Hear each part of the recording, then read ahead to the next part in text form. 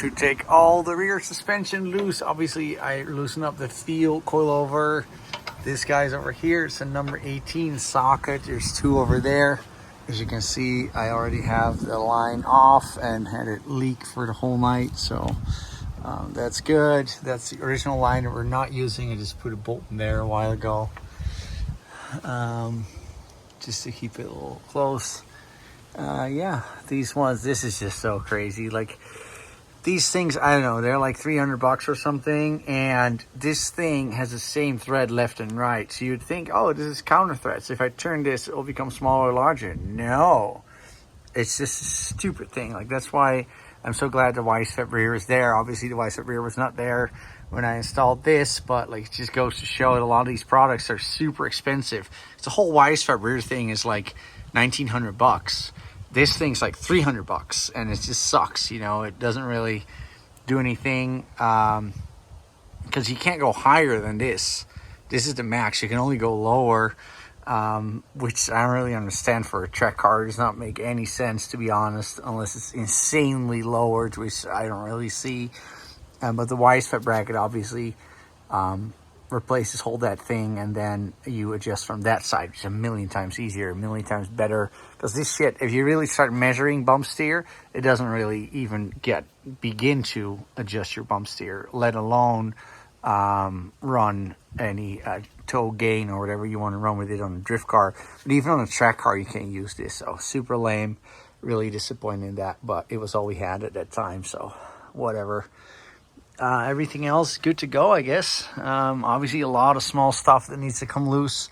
Then these guys need to come off. Shocks obviously on the front as well.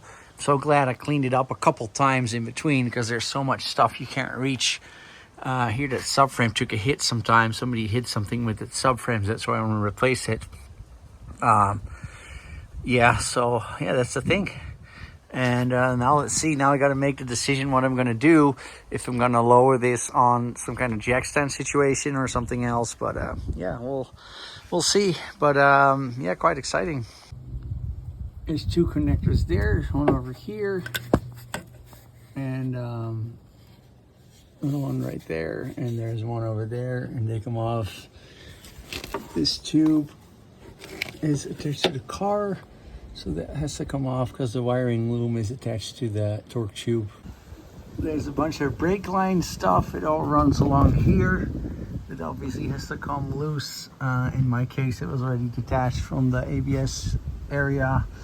And here's the clutch line that obviously also needs to come off. Runs over there. We're going to be upgrading that guy. But yeah, that's where you can remove it. So there's a 10mm clamp that goes over there, and then you unhook the handbrake cables over there. Just come out, and there's these little white plastic clips that go in the front of it that you need to take off first. And then you're pretty far along.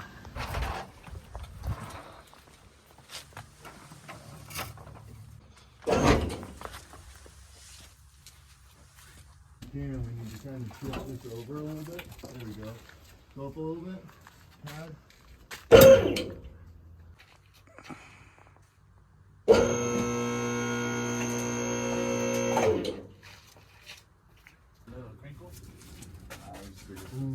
What's the wiring harness? Yeah, I'm doing. Russ, we'll press your button, would you? Going up. Yeah. Keep going. Keep going.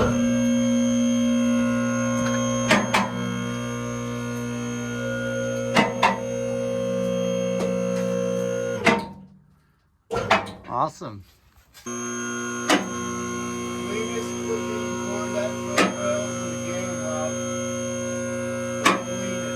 He lost oil pressure. Oh yeah. He's going to rebuild the torque tube, change out the slave cylinder to a remote bleeder